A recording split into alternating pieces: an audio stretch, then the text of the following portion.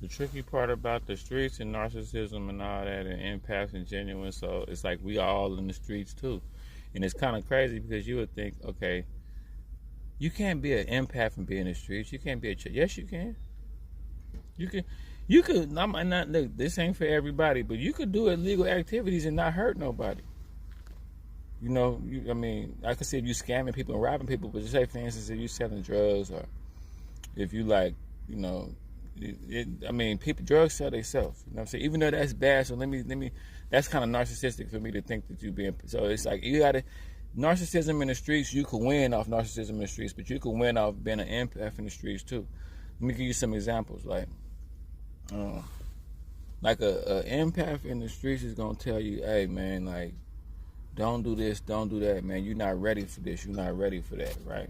A narcissistic person gonna tell you, man, you ready for that, man. Narcissistic person is sending you into a burning building.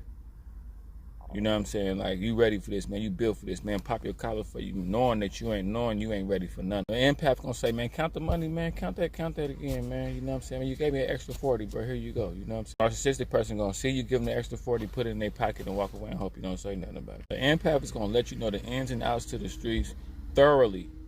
You know what I'm saying? Because if something happened to you, it happened to you. So you need to thoroughly know. You know what I'm saying? A narcissistic person is gonna peep your loopholes and be right there to collect if something happened to you. You know what I'm saying? Might set you up, might put you in the cross. The first narcissism I got introduced to was in the streets. I didn't start realizing narcissism from relationships until I got older, because I didn't take relationships that serious. Because I grew up in the Bay where we was taught to not even trip off that kind of stuff.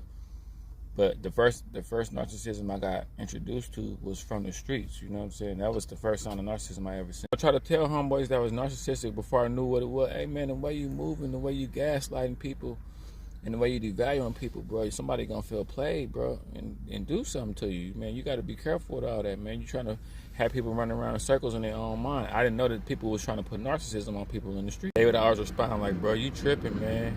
You know, the gaslight, man. Maybe you not built for this, bro. You think I'm tripping, man? Maybe you just too much of a coward. Maybe you might not have the heart for this. They're telling the empath that. So as an empath, you go, okay. My guilty pleasure is I took great pride in knowing that if you was moving narcissistic in the streets, something gonna happen to you. And I had a homeboy. I was an empath. He was a narcissistic person in the streets. I went this way. He went that way. I ended up with one war wound. He ended up with 4 different ones. He out here looking like Swiss cheese, all kind of metal rods and plates in his body, because he took the narcissistic route. Imagine feeling played by a narcissist and being able to do something. In the streets ain't no rules. So imagine that. You feel me?